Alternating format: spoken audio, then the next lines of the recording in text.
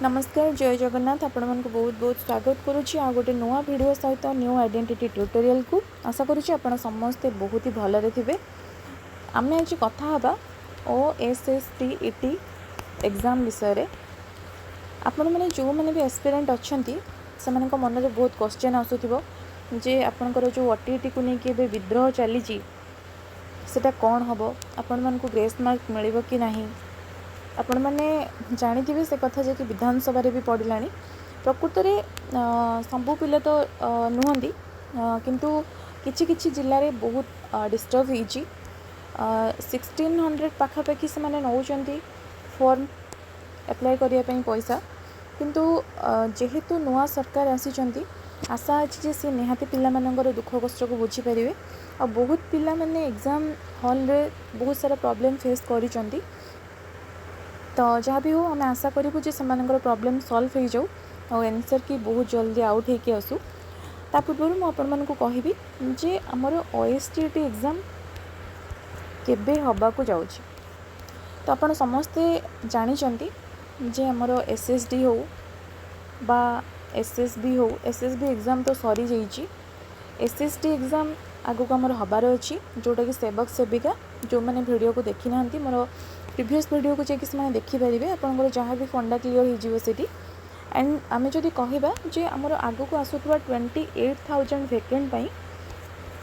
जो फिलअप हबार अच्छी आमर वैकेंट से फिलअप को जब आम आखि आगे रखा डेफिनेटली आम OSTET एग्जाम आउ थे कंडक्ट हो बोली आम डेफिनेटली आम चाहबू। तो से तरफ ऑफिशियल नोटिफिकेशन जदियो किसी आसीनी किंतु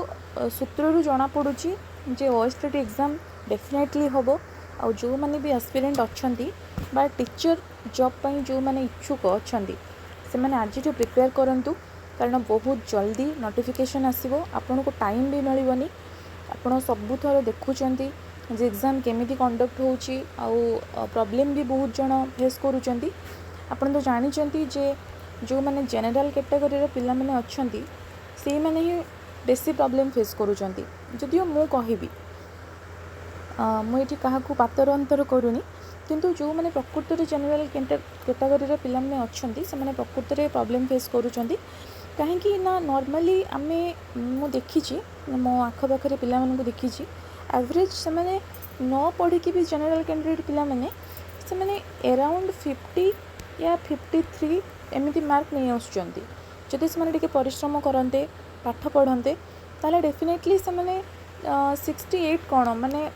75 पाखापाखि मार्क भी से सिक्योर करेंगे किंतु मु कहवा कथा हूँ कि जो आमर SC ST पिला माने अच्छी SC पिला बा ST पिला अच्छी